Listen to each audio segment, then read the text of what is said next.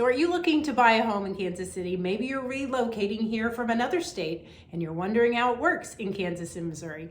Or maybe this is your first home and you're kind of wondering like, oh my gosh, how many steps are involved in this whole process?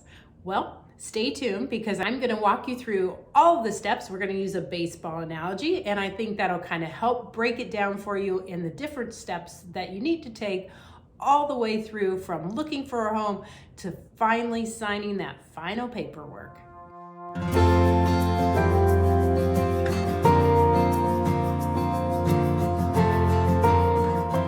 My name is Julie Spaulding. I sell real estate here in the Kansas City market with Better Homes and Gardens, Kansas City Homes.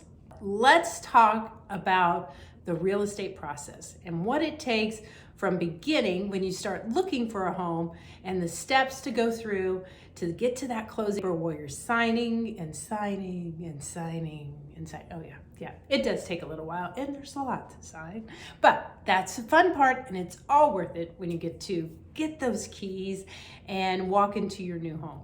I like to think of it like baseball. So think of when you are out there and you are looking for homes, it's like you're up to bat, right? So there are times when you're gonna strike out, you're gonna put in an offer and it's not gonna be accepted. Somebody's gonna come in with a little bit higher sales price. However, once you do, you get that contract accepted, the seller signs everything, you sign everything, and you have a valid contract. You are now got a base hit and you are on first base. What happens next, right? Okay, so once you have a contract, you're on first base. The thing that you're gonna do very first after signing the paperwork is turn in the earnest deposit. Now the earnest money is something that has held here in Kansas and Missouri. It's held with the title company. It's not held by the seller. It's not held by the agent or the agent's company. It's held by a third party neutral title company. And they're the ones that are gonna do all of your closing paperwork and get it registered with the city and all of that type of thing with the county. So the earnest money that you're turning in is money that will come out of your account and be paid into this little account that's held off to the side. Generally, it's about 1% of the sales price. So if you're purchasing a $300,000 home, you're gonna need to put down $3,000. This is something that's negotiated in the contract. Sometimes it's a little less than 1%. Sometimes it's going to be more than 1%. And as the whole process goes along, that money will be credited back to you at closing. Okay, you're at first base. You have your contract accepted. You turned in your earnest money. The next step to get to second base is to get through inspections. And that process of getting through inspections takes about 10 days. And when you do inspections, there are a few things you need to decide on. One is what kind of inspections do you want to do? And these inspections are things that are at the buyer's expense. And they range from about $350, $400 for the whole house inspection. And then you can add on different things in addition to that. So you can add on a termite inspection, a radon inspection, foundation inspection, sewer line inspection. I would say that inspections range between $350 and $700, $750. Depends on the size of the home.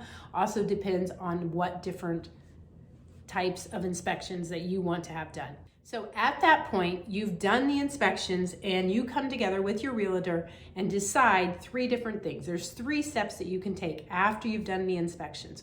One is you can say, hey, I think this house is perfectly fine just the way it is, and I will accept the house and move on to the appraisal aspect, right? So that's done. Or maybe you want to renegotiate.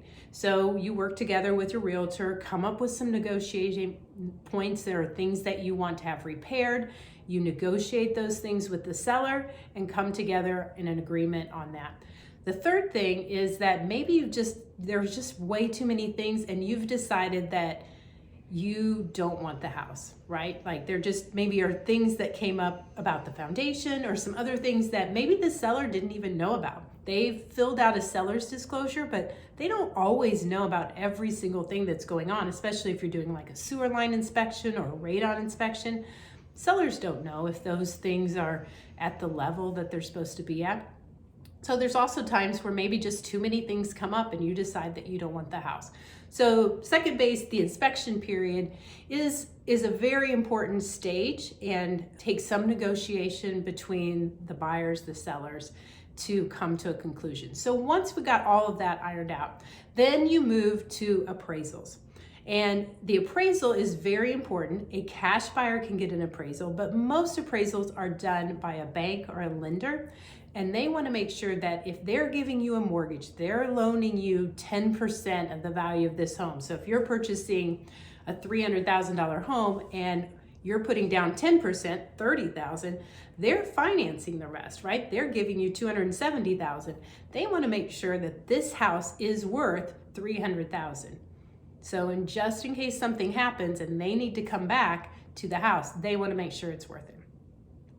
So an appraiser comes out, scheduled, and at that point in time, the appraiser will compare your house, the house that you're purchasing, to other houses in the neighborhood or other houses close by that are similar to that house, similar in size, similar in style, and will come up with an evaluation of what they believe this house should be valued at. Sometimes the appraisal comes back a little bit higher, and at that case, that's just a nice perk for the buyer. Sometimes the appraisal comes back low, and then we have to renegotiate, right? There's gonna be, maybe the appraiser, you have a $300,000 house, and the appraiser says, I think this is worth $275,000. Well, you have a $25,000 gap there, and we have to renegotiate and work on things with the seller and the buyer to make that gap come together. So let's just say that all of that happens as well. You've been under contract, you've gotten through inspections, you've negotiated that, and you've negotiated, or everything came out fine with the appraisal, and you think, whoo, okay, we're there. We're not quite there. You need to get from third base to home base. Almost there. And this is important, and it's really important for the buyer, okay? Because sometimes things can fall apart between appraisal and closing. And the reason that happens, sometimes it's unfortunate things. Maybe the buyer, one of the buyers loses their job and is no longer able to keep the same financing. Sometimes a buyer will go out and buy an expensive car or a new boat, or maybe even open a credit card.